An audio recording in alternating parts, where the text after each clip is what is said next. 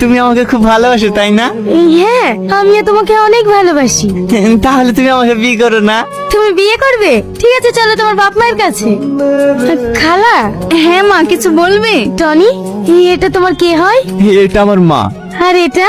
আব্বা। ওরে আমার মধু, ওরে আমার সোনা, তুই আমাদেরকে চিনতে পেরেছিস? কতদিন মা বলে ডাকিসনি, একবার মা বলে ডাক না। তোর মুখ থেকে কতদিন মা ডাক শুনিনি, একবার মা বলে ডাক না। মা, এই দেখো, আমাদের ছেলে সুস্থ হয়ে গেছে। খালু, আপনার ছেলে তো এখন সুস্থ হয়ে গেছে, এবার আমার প্রাপ্যটা আমাকে বুঝিয়ে দিন।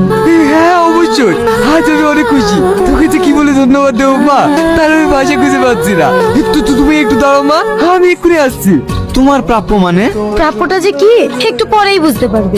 এলাও মা, বাড়ির দলিল আর 5 লাখ টাকা। হ্যাঁ ঠিক আছে খালু, আসি তাহলে। আব্বা, মা, সালমা চলে গেল যে? হ্যাঁ বাপ, ও তো তোকে অভিনয় করে সুস্থ করার জন্য এসেছিল। তুই তো সুস্থ হয়ে গেছিস, ও তো যাবেই। মা, তুমি ওকে আটকাও মা, আমি ওকে খুব ভালোবাসি মা।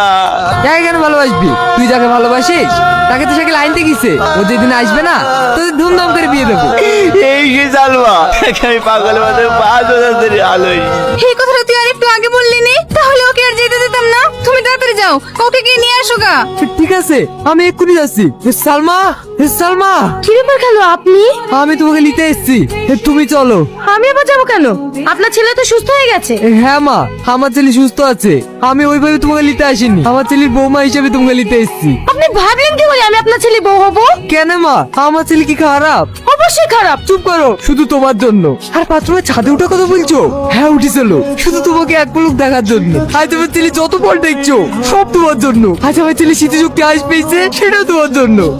দেখলে, তুমি আসার পর থেকে আমার ছেলে আবার সুস্থ হয়ে গেছে। যে তোমাকে পাগলের মতো 5 বছর ধরে ভালোবেসেছে, তাকে তুমি চিনতে পারলে না? এসব আপনি কি বলছেন খালু?